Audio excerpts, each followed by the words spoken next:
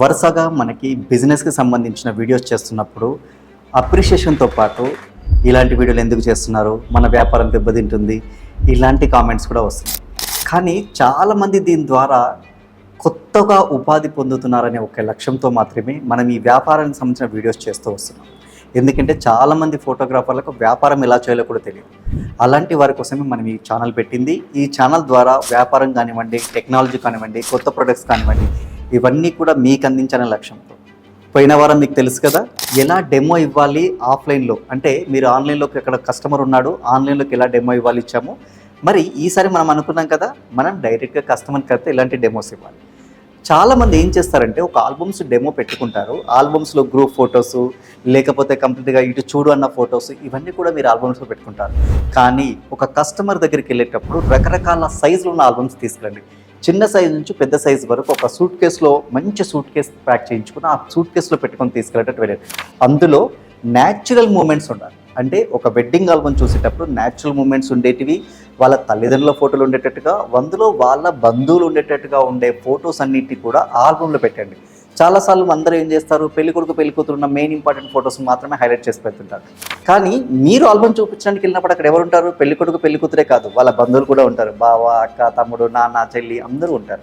So అటువంటి ఫోటోలు మీకు ఆల్బంలో ఉన్నాయనుకోండి, అవతలి వ్యక్తి ఇంప్రెస్ అవుతారు. ఓకే, వీళ్ళు ఫ్యామిలీ ఫొటోస్ కూడా కవర్ చేస్తున్నారు అని చెప్పేసి వాళ్ళకి తెలుస్తుంటుంది. సో అటువంటి ఆల్బమ్, పెద్ద సైజ్, చిన్న సైజ్, ఇలా ఒక రకరకాల సైజుల డెమోన్స్ట్రేషన్ కనుక మీరు తీసుకెళ్తే మీరు అన్ని రకాల ఆల్బమ్స్ చేయగలుగుతున్నారు అనేది వాళ్ళకి తెలుస్తుంది. అండ్ తీసుకెళ్లే కవర్ దగ్గర నుంచి మీ ప్రజెంటేషన్ ఇచ్చే ప్రతి ఒక్కటి కూడా చాలా ఎక్సలెంట్గా, ఎటువంటి డస్ట్ లేకుండా. ఎందుకంటే చాలా రోజులు మనం అరకులో పెడుతుంటాం, ఆర్డర్స్ వచ్చేటప్పుడు తీసుకెళ్తుంటాం కాబట్టి వెళ్ళేటప్పుడు నీట్గా అండ్ లైట్గా పెర్ఫ్యూమ్ కానీ, లేకుంటే కర్పూరం లాంటి చిన్న చిన్న స్మెల్ వచ్చేటట్టుగా, తీయగానే మీకు లైట్ స్మెల్, మరీ హార్డ్ స్మెల్ కాదు, అలాంటివి వచ్చేటట్టుగా కానీ తీసుకెళ్తే ఫస్ట్ ఇంప్రెషన్ మీకు చాలా బ్యూటిఫుల్గా ఉంటుంది. ఇది ఆల్బమ్స్లో మీకు కావాల్సిన విధంగా. అలాగే వెళ్ళేటప్పుడు ఒక మంచి ఫోటో ఫ్రేమ్ కానీ, లేకపోతే మీ దగ్గర ఉన్న మీరు చేస్తున్న వర్క్ సంబంధించిన ఒక చిన్న బ్రోచర్. చాలామంది ఏమంటారు, ఆఫ్ సైట్లో ప్రింట్ అయ్యాలంటే 2000, 3000 ప్రింట్ వేయాలంటారు. అవసరం లేదండి. మీకు ఇప్పుడు already 2 side printing album labs వచ్చాయి. ఒక ల్యాబ్కి వెళ్ళి 10 బ్రోచర్లు ప్రింట్ వేయించండి. మీరు చేస్తున్న వర్క్స్, మీ గురించి ఒకటి, తర్వాత మీరు ఏమేమి చేశారు, మీరు ఎక్కడ ఉంటారు, మొత్తం ఒక బ్రోచర్ తీసుకెళ్ళండి. క్లయింట్ దగ్గరికి వెళ్ళినప్పుడు డెమో ఇచ్చేటప్పుడు బ్రోచర్ ఇచ్చేసారండి. మీ వర్క్స్ మిమ్మల్ని మీరు ప్రమోట్ చేసుకుంటట్టున్నారు. ఇది ఒక ప్రజెంటేషన్. ఫొటోస్ చూసేటప్పుడు, మరి వీడియోస్ చూసేటప్పుడు ఖచ్చితంగా చాలామంది ఈ మధ్యకాలంలో ఏం చేస్తున్నారు, నేను చూసిన వాళ్ళందరూ కూడా మొబైల్లో చూపిస్తున్నారు. మనం మొబైల్ చూపించేటప్పుడు జాగ్రత్తగా ఉంటుంది. ఆ స్క్రీన్కి ఒకసారి పగిలి ఉంటుంది, అది క్లీన్గా ఉండదు, చాలాసార్లు ఉంటుంది.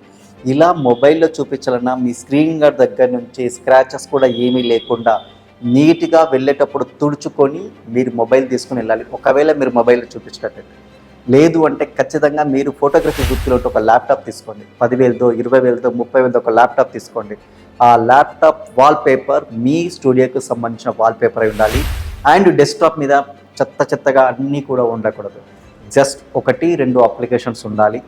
మీరు డి డ్రైవ్లో ఒక ఫోల్డర్ క్రియేట్ చేసుకోవాలి. మీ స్టూడియో పేరుతో చేసుకొని వెడ్డింగ్లో వెడ్డింగ్ ఈవెంట్స్, బర్త్డేస్లో బర్త్డే ఈవెంట్స్, ఆఫీసర్లో అవి, ఇలా మొత్తం ఫోల్డర్ వేసి పెట్టుకొని ఒక్కొక్క ఫోల్డర్లో ఫొటోస్, వీడియోస్ అని పెట్టుకొని మళ్ళీ అందులో కూడా సబ్ కేటగిరీస్ పెట్టుకొని వెళ్ళేటప్పుడు ప్రజెంటేషన్ పర్ఫెక్ట్గా ఉండేలాగా ఉండాలి.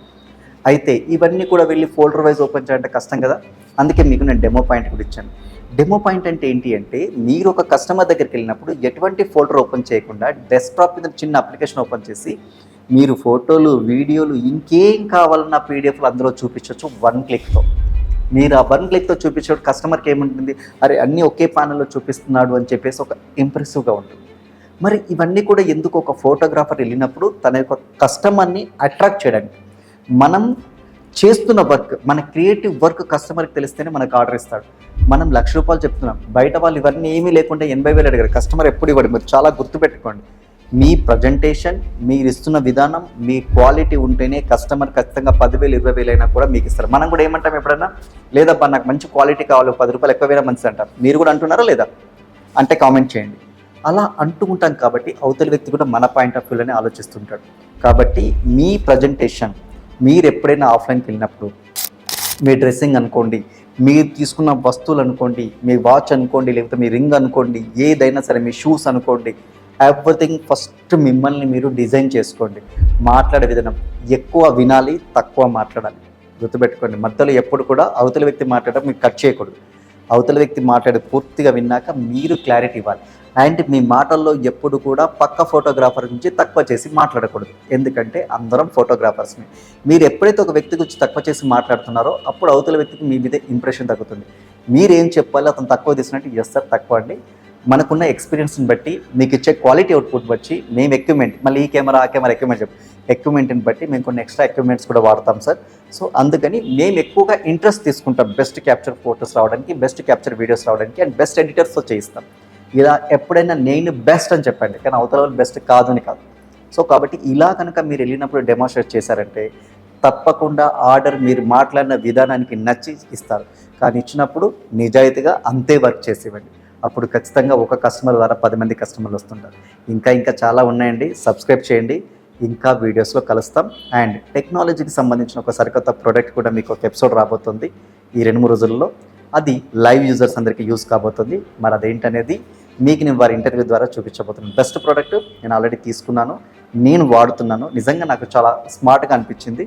మీకు నచ్చితే మీరు వాడండి. ఆ ప్రోడక్ట్ కావాలంటే నా దగ్గర అందుబాటులో ఉంది. Okay, thank you very much. సదా మీ సేవలో మీ ఎడిట్ పాయింట్ రమేష్.